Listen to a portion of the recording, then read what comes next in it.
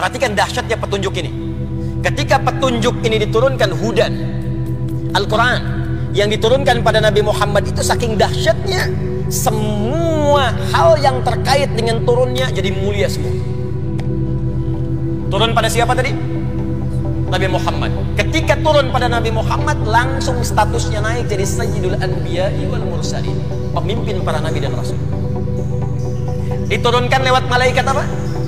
Jibril. Maka malaikat Jibril naik status jadi Sayyidul Malaikat, pemimpin para malaikat semuanya.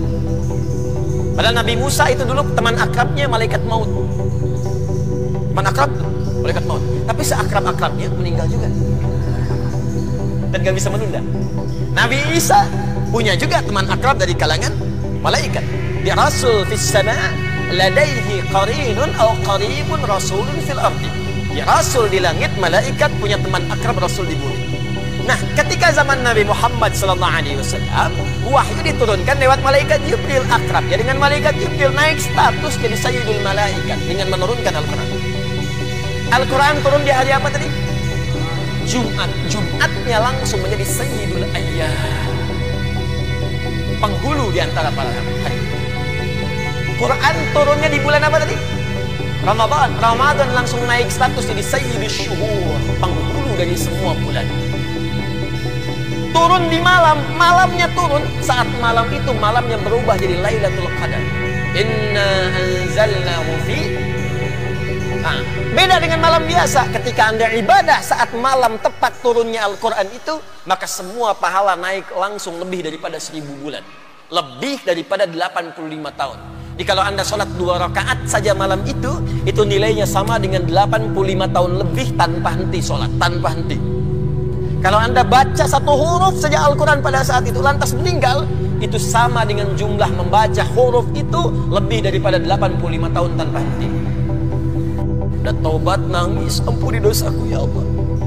Taubat, terus buka mushaf, baca sehuruf aja, nun, meninggal. Dibacanya pas malam tadi, keutamanya lebih. Yang paling dahsyat, karena Al-Quran ini istimewa, Al-Quran tidak sama dengan yang lain-lainnya, maka Allah pun membedakan fungsi dari Al-Quran ini terkait dengan sifat petunjuk dan pedomannya, bukan hanya mencakup kelompok tertentu, kalangan tertentu, tapi disampaikan dengan redaksi yang berbeda. Perhatikan kalimatnya. Syahrul Ramadan alladzi unzila fihi al-Quran. Teruskan. Apa fungsi Al-Quran? Hudan. Hudan. Tuh, kembali sini. Nabi Adam dapat hudan, Nabi Nuh dapat hudan, Nabi Musa dapat hudan, Ibrahim sebelumnya dapat hudan, Nabi Isa dapat hudan. Namanya bisa beda-beda tapi fungsinya sama. Di Allah ketika menurunkan Al-Quran, fungsi Qurannya sebagai apa? Yang menarik, kalau Nabi Musa libani Israel, Nabi Isa libani Israel, kelompok tertentu, kaum tertentu, Quran tidak. Hudan linnas, untuk semua manusia tanpa batas, dari sejak Nabi Muhammad sampai kehidupan manusia berakhir kembali pada Allah Subhanahu wa Ta'ala. Karena itu terbukti sampai sekarang. Saya tanya pada Anda, coba tunjukkan pada saya kitab-kitab Nabi sebelumnya yang abadi, redaksinya sama persis dengan saat diturunkan sampai sekarang. Tunjukkan pada saya. Gak ada. Taurat mana? Zabur mana? Injil mana? Dengan redaksi asli saat diturunkan kepada Nabi. Karena nggak ada jaminannya. Dan cuman Al-Quran yang sifatnya sampai sekarang itu semuanya terjaga lengkap, baik ketika dibunyikan dengan bunyi tidak berubah sampai sekarang. Silahkan zaman Abu Jahal dulu ketika didakwahi. Kita jauhkanlah yang lain-lain ya. Sampai sekarang itu alif lam mim tetap alif lam mim. Nggak ada yang berubah bunyinya. Nggak tertukar dengan alam nasrah. Yang di alam nasrah alam, yang di alif lam mim alif lam mim. Tunjukkan pada saya dan tidak pernah mengalami, maaf penyesuaian ejaan. Nggak ada. Al-Quran versi milenial, edisi yang disempurnakan. Ejaan yang disempurnakan nggak ada. Santai jadi santuy.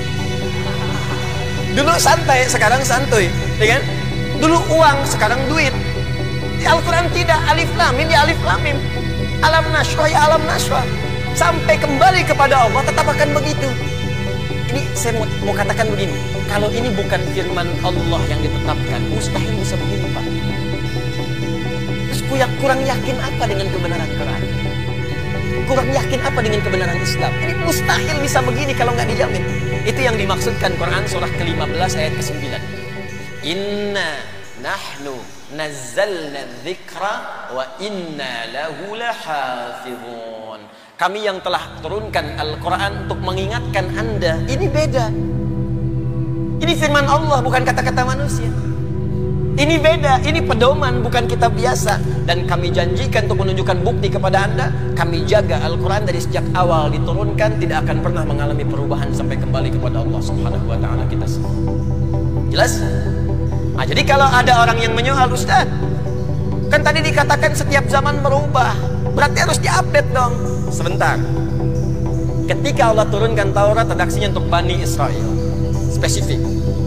Nabi selanjutnya spesifik, tapi Al-Quran beda. Hudal linnas, untuk semua manusia tanpa batas. Dan buktinya sampai sekarang pun, sampai saat ini pun, detik ini pun selalu akan sesuai dengan apa yang kita butuhkan dalam kehidupan. Jelas di sini?